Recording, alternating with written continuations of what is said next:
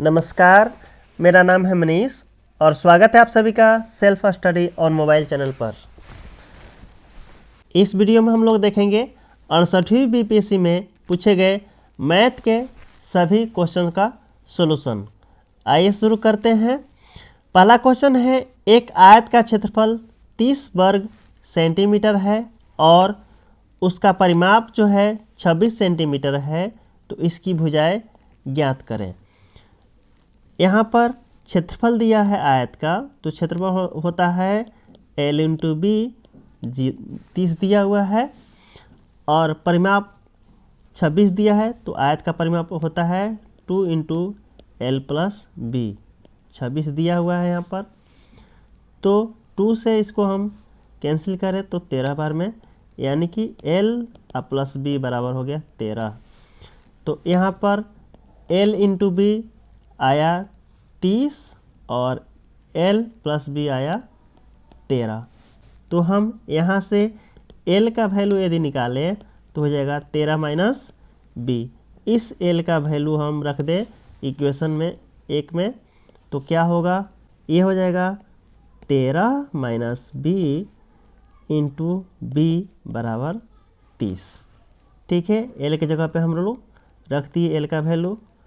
अब ये हो जाएगा 13 बी माइनस बी स्क्वायर बराबर 30, या इसको हम लिख सकते हैं B square minus 13 B plus 30 बराबर 0। तो अब यहाँ से एक द्विघात समीकरण हो गया। अब हम क्या कर सकते हैं, इसका फैक्टर निकालेंगे 30 का, तो होगा 3 और 10, 10 या 30 मल्टीप्लाई करें तो, और दोनों को जोड़े या घटाए तो क्या आएगा 13। तो एक फैक्टर होगा 3 और एक फैक्टर होगा आपका 10। इसका मतलब है कि L और B का मान हो गया 3 और 10। ठीक है, नेक्स्ट क्वेश्चन है, एक दुकानदार किसी वस्तु पर 10% की छूट देता है जिसका अंकित मूल्य 400 रुपये है। यदि 10% GST लेता है तो उस वस्तु का अंकित मूल्य क्या है। यहाँ देखिए, जब अंकित मूल्य 400 रुपये है तो 400 पे 10% का छूट, यानी कि 400 का 10% हम छूट दें, यानी कि 90% में वस्तु दे रहा है, यानी कि ये दे रहा है 360 में। ठीक है, 10% छूट यानी कि 90% में बेच रहा है 360 रुपये में। अब जो है यहाँ से यह GST भी ले रहा है, कितने का, 10% का।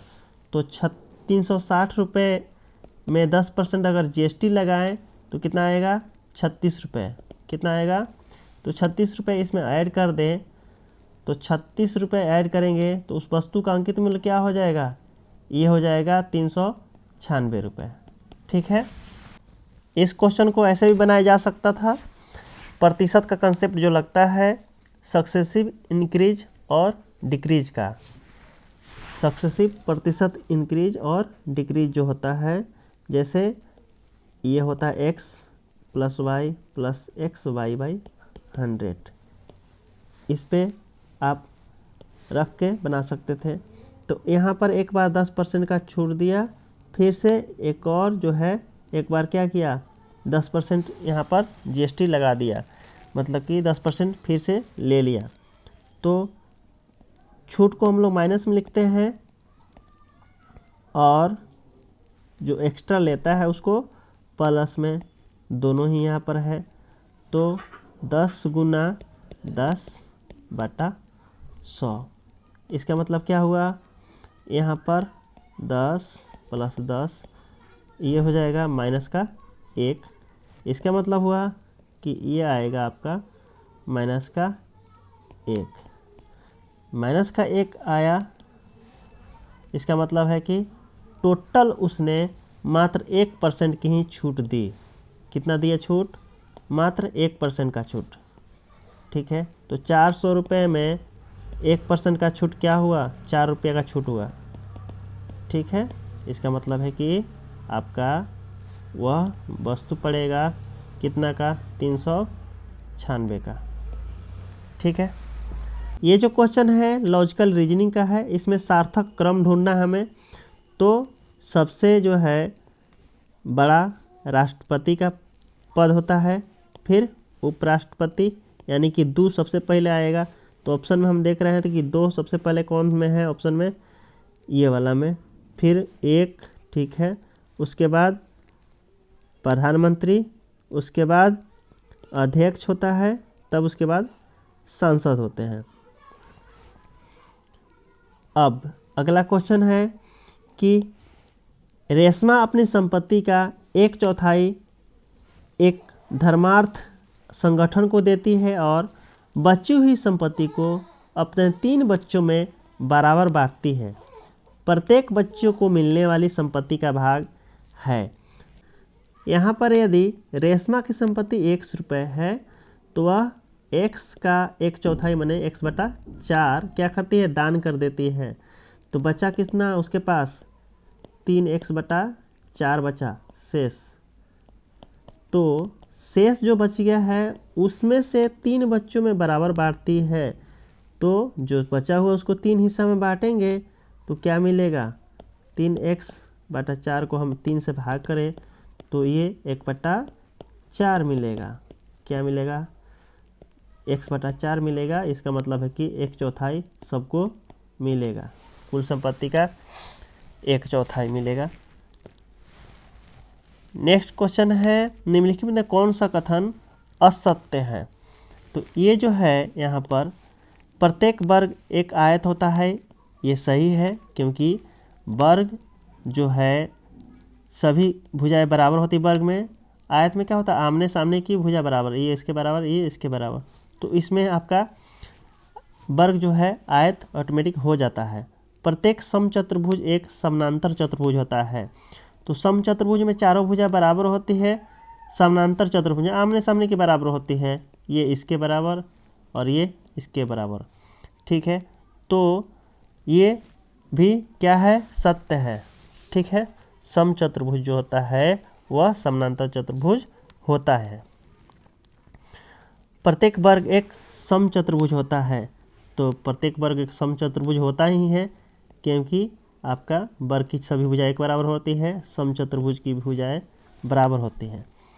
तो इसमें जो है सभी तीनों ही दिया हुआ कथन है सत्य है।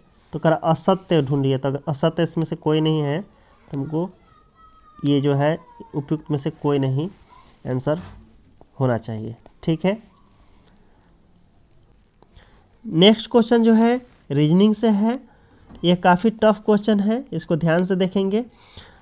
बी कहता है कि आर मेरी बहन, यानी कि बी की बहन कौन हुई, ए की पुत्री है आर, यानी कि बी की बहन कौन है, बी की बहन है ए, उसकी पुत्री है आर, बहन हुई और आर पुत्री है, मतलब कि महिला है, तो हम लोग माइनस में लिखे हैं। इसको भी मिटाते हैं, आगे पढ़ेंगे अगला लाइन। जो टी की एकलौती पुत्री है, जो टी की एकलौती पुत्री है, किसके बारे में कहा जा रहा है, ए के बारे में। ए जो है टी की एकलौती पुत्री, टी की एकलौती पुत्री, तो टी ऊपर रहेगा यहाँ पर। टी की एकलौती पुत्री कौन है, ए। अगला लाइन है, एक्स टी और जेड की संतान है। एक्स जो है टी और जेड की संतान है, इसका मतलब है कि टी और जेड पति पत्नी हुए, एक्स संतान है, यानी कि यह सबका भाई बहन भाई हो जाएगा, एक्स इसके बराबर होगा। अगला लाइन पढ़ेंगे यहाँ पे, जो एच की दादी है, कौन दादी है एच की, जेड दादी है, इसका मतलब कि जेड महिला है तो टी पुरुष होगा। एच की दादी है, एच की दादी है यानी कि जेड की बेटे का बेटा होगा, यानी कि यहाँ पर एच नीचे आएगा। ठीक है, एच की दादी है जेड, आगे यहाँ पर ए इकलौता संतान है। एक और चीज़ दिया हुआ है कि ए जो है पुत्री है, टी की इकलौती पुत्री, तो बाकी जो भी होंगे वो बेटे होंगे, पुत्र होंगे, यानी कि पुरुष होंगे। अगला लाइन पढ़िए, के एम की माँ है जो एच की बहन है। के एम की माँ है जो एच की बहन है। एच की बहन कौन है? एम। के एम की माँ है। एम की माँ कौन है? के। आगे ये भी दिया है कि एक्स अविवाहित है, तो एक्स अविवाहित है यानी कि इसकी पत्नी होगी कौन? यहाँ पे के हो जाएगी बी की पत्नी। दिया हुआ है के एम की माँ है जो एच की इकलौती बहन है। एच की इकलौती बहन है कौन? एम। आगे एक्स अविवाहित है। एक्स अविवाहित है, ठीक है। एस ए के जीवन साथी है। एस ए की जीवन साथी है। ए की जीवन साथी कौन है? एस, यानी कि यह पुरुष होगा, एस। अब दिया है के का एस से किस प्रकार संबंध है। यहाँ देखेंगे के का एस से, के यहाँ पर है, एस से किस प्रकार संबंध है। इसका मतलब पूछा जा रहा है कि एस क्या लगेगा के का, तो क्या लगेगा। यहाँ हम क्या देख रहे हैं, के का पति है बी, पति का बहन है, पति की बहन का पति है एस, तो यह क्या हो जाएगा, यह हो जाएगा, हम कह सकते हैं बहनोई, यहाँ हम कह सकते हैं बहनोई, देवर या साला। नेक्स्ट क्वेश्चन है, शब्द डायरी के अक्षरों से कितने शब्द बनाए जा सकते हैं, चाहे उनके अर्थ हो या न हो। तो यहाँ पर कुल कितने शब्द बनाए जा सकते हैं, तो जितने लेटर है इसमें, जैसे कि 5 लेटर है तो 5 का फैक्टोरियल कीजिए। तो 5 का फैक्टोरियल क्या होगा, 1 गुना 2 गुना 3 गुना 4 गुना 5, ये गुना करेंगे तो आएगा 120, यानी कुल 120 शब्द बन सकते हैं इससे, ठीक है। अगला क्वेश्चन है, इसमें लुप्त संख्या ज्ञात करना है। यहाँ पर पहला और तीसरा टर्म को अंतर किए तो कितना आएगा, यहाँ पर आया 7। यहाँ पे अंतर किए तो हम क्या आ रहा है, ये आ रहा है 11।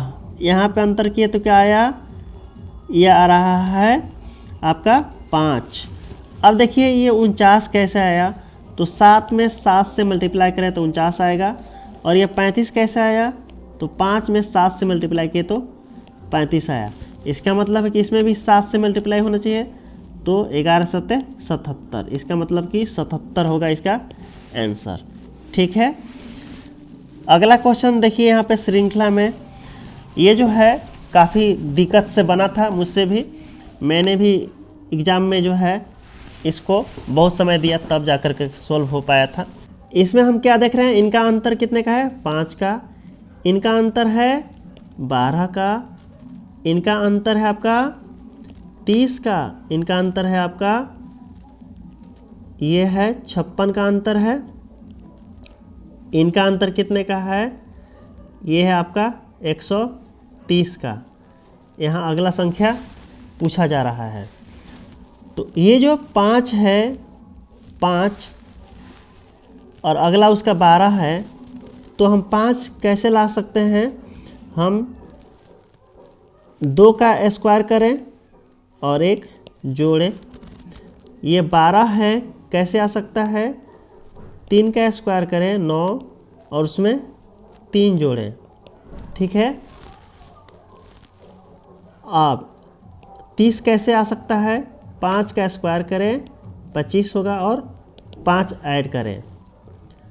56 कैसे आ सकता है, तो ये हो गया 7 का स्क्वायर करें 7 7 49 और प्लस 7 करें ऐड। उसके बाद अगला जो है ये कैसे 130 कैसे बन सकता है, तो हम 11 का स्क्वायर करें 121 और प्लस 9 करें, यानी कि 130 आ गया, ठीक है। तो हम क्या देख रहे हैं, अब अगला संख्या कौन सा होगा, यहाँ हम क्या देख रहे हैं, सभी जो अभाज्य संख्या का वर्ग है और पहले में सबसे पहले में 1 जोड़ा, फिर 3 जोड़ा, अंतर कितने का भरा है, 2 को बढ़ा करके जोड़ते जा रहे हैं। 1 जोड़े, फिर 3 जोड़े, 5 जुड़ा, 7 जुड़ा, 9 जुड़ा, और यहाँ पर क्या जुड़ना चाहिए, यहाँ पे जुड़ना चाहिए 11, और स्क्वायर किसका होगा, 13 का स्क्वायर। ठीक है, तो 13 का स्क्वायर होता है 169 प्लस 11 जोड़े तो कितना हो जाएगा, ये हो जाएगा 180। 180 हम क्या करेंगे 248 में ऐड कर देंगे तो अगला संख्या हमको मिल जाएगा। तो 248 प्लस 180 ये आ जाएगा आपका 428। इसका आंसर होगा 428।